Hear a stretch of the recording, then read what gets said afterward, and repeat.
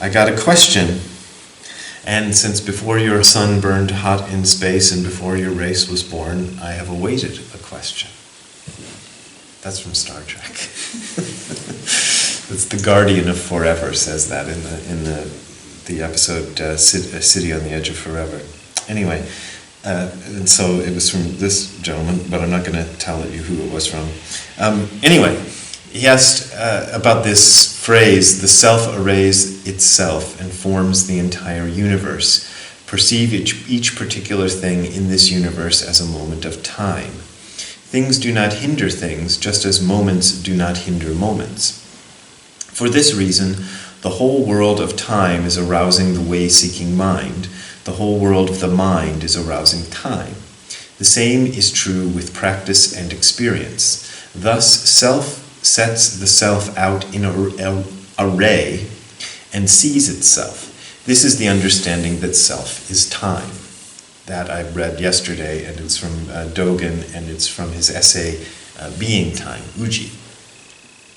And just before lunch, or just before dinner, somebody asked me, well, can you explain what that means? And in 5 minutes before dinner. So I thought, I can't do that. But I thought about it during Zazen this morning, how I would try to explain that, and the idea I came up with during Zazen was pretty good, I thought, so I ran upstairs and I typed it out. So this is the result.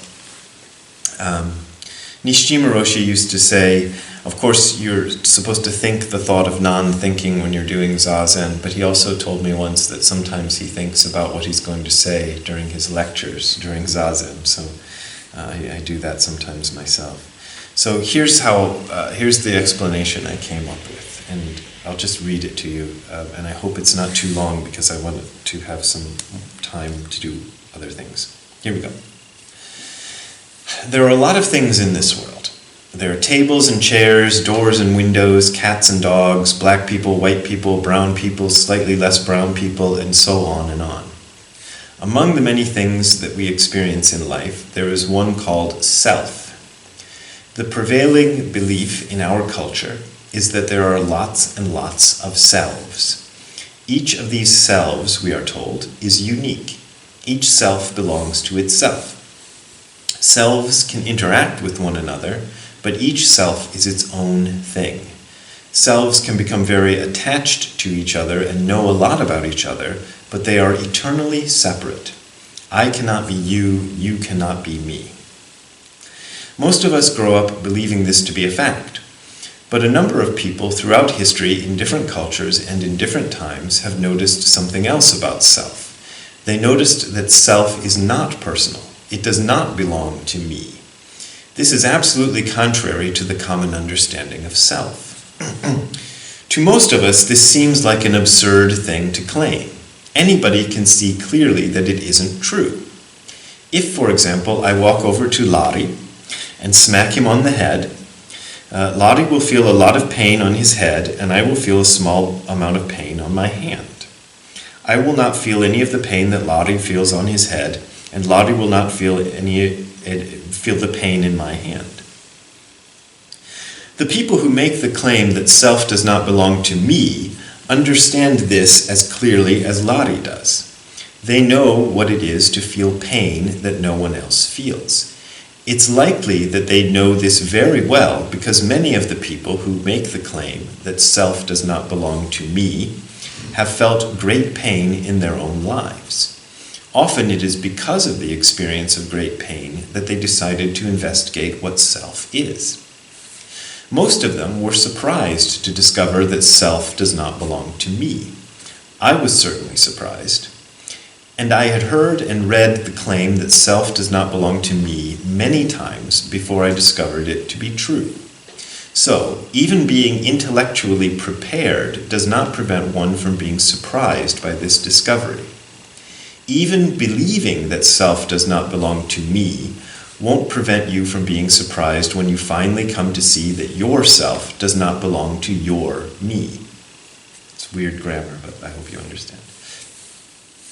As Dogen says, nobody ever says, there's realization, it's just as I expected it to be. That's a line from, I forget where Dogen says that, but it's one of my favorite Dogen lines. In the paragraph quoted above, Dogen gives us one way to understand the true nature of self. It's not the only way to understand it. It's not even the only way of understanding the nature of self that Dogen presents us. He gives us a lot of others, but this one happens to be my favorite.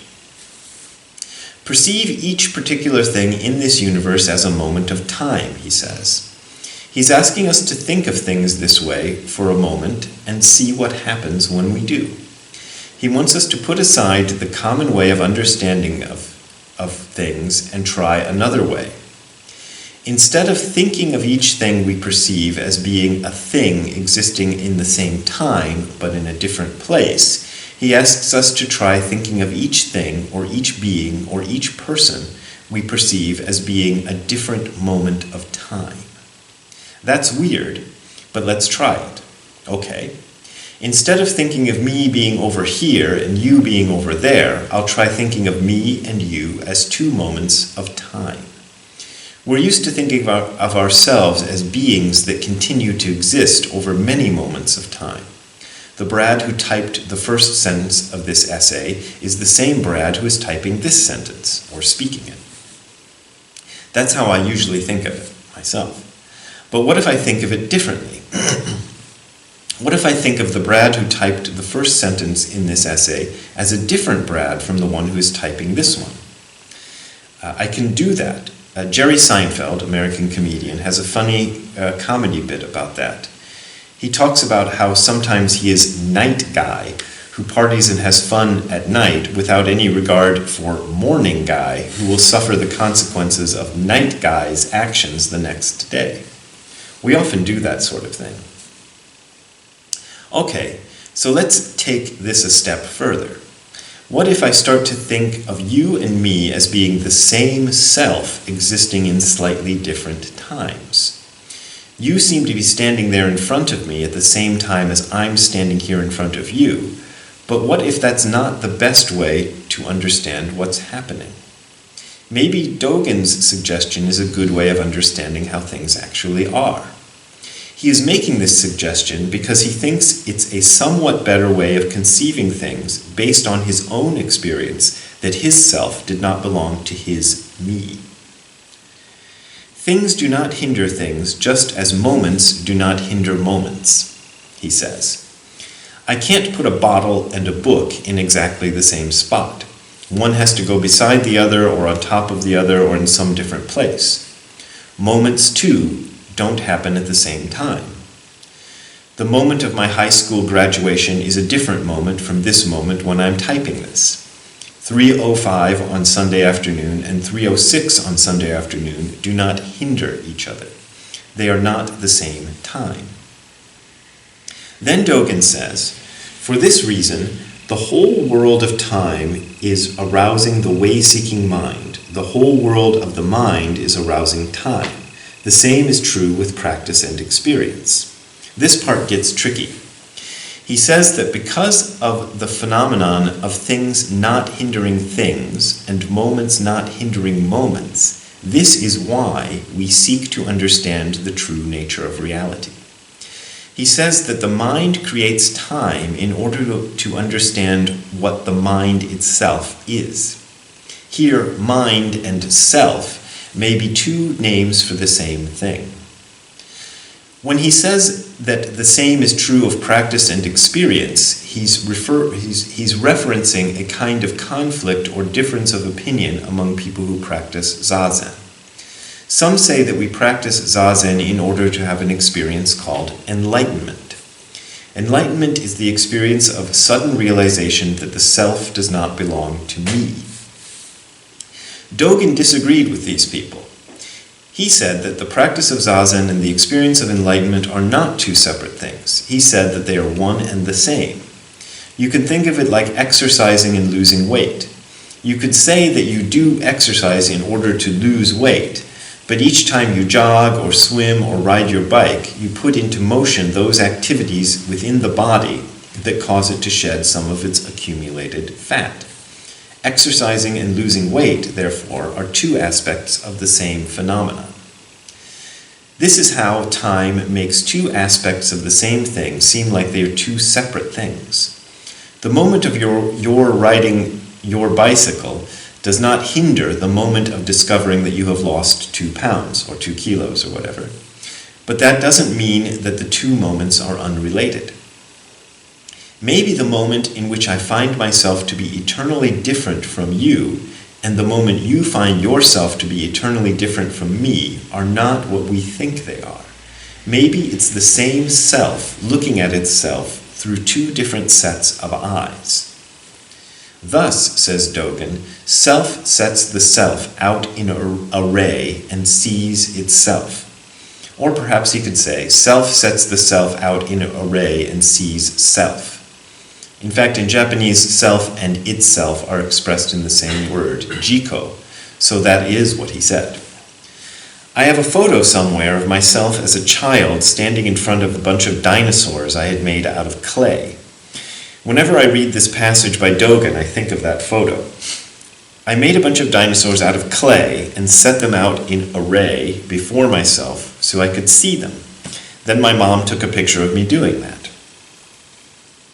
Perhaps in the same way, the self makes itself into other selves and takes it in turn to look at itself through each of these selves it has created. Of course, this isn't exactly what happens. This isn't the final answer to the question of what the true nature of reality is. It's just a different way of conceiving things. Just like any other way of conceiving things, it has useful aspects and it has flaws. No way of conceiving things is ever the final, true, and correct way. This is because the human mind has limits to its abilities. It can't ever grasp the final answer. But that doesn't mean that there is no final answer, or that the self is incapable of intuitively understanding the final answer. This is the understanding that self is time, Dogen says. This isn't the conclusion of his essay about self and time. In fact, it comes near the beginning of the essay. He has a lot more to say on the subject, but this is the paragraph in which he tries to set the stage for the other things he wants to say. The end. So that's what I wrote this morning, so I thought I'd share it with everybody. Now you heard it. So what we usually do at the end of one of these retreats is we go around and everybody gets to say something. And if you don't want to say, I'll turn this off so we don't have to be